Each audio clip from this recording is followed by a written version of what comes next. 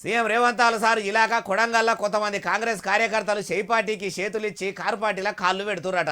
ముఖ్యమంత్రి గారి ఇలాకాలనే రేవంత్ సార్ మీద కొందరు ముక్కు సక్కిన ఉండ్రా అధికారంలో ఉన్న పార్టీలకించి అట్లా పార్టీ మారుతున్నారంటే అంతేనేమో అనిపిస్తున్నది. ఎంతమంది పార్టీ మారినరో చూద్దాం పారి. పట్నం నరేందర్ రెడ్డి సారే గుంపుగా వచ్చిన కాంగ్రెస్ లీడర్లకు మెడలు వంచుతున్న కొద్దీ గులాబీ కండువలు కప్పుతున్నాడు కదా.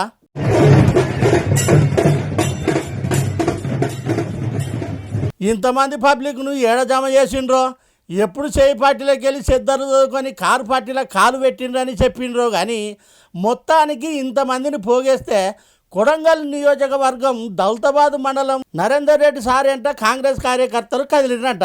రాష్ట్రానికి ముఖ్యమంత్రి అయిన రేవంత్ సారు వాళ్ళ నియోజకవర్గం ఎమ్మెల్యే కూడా వాళ్ళకి ఏమైనా తక్కువ చేసిండా? ఎందుకు చేయికి చేతిచ్చిర్రు?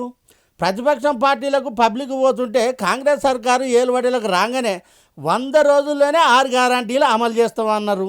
అలా మొదలు కొడంగల్ ఉన్న పబ్లిక్ దగ్గర ఊళ్ళనే సురువు చేస్తాం, కొడంగల్ బాధలు వాపుదామని చెప్పి సీఎం రేవంత్ సారు అల్లుని కోసం సొంత నియోజకవర్గం పబ్లిక్ ఓట్లేసి గెలిపించి ఆయన పాలిట దేవుళ్ళు అయ్యిండ్రన్నది మర్చిపోయి ఆ పాడుమల్లె సూదు మందుల ఫార్మా కంపెనీ పెట్టేందుకు అడ్డమైన ఆలోచన చేసి అన్నదాతలను ఆగం చేస్తుండు.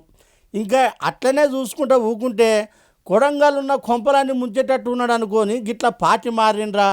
ఎంత మనసు సెంచరీలితే చేయి పార్టీ చెల్లెలు పక్కన పెట్టి కారు పార్టీ కాండవలు మెడలేసుకుంటున్నారు అంటుర్రు ఈ ముచ్చటి నొల్లు.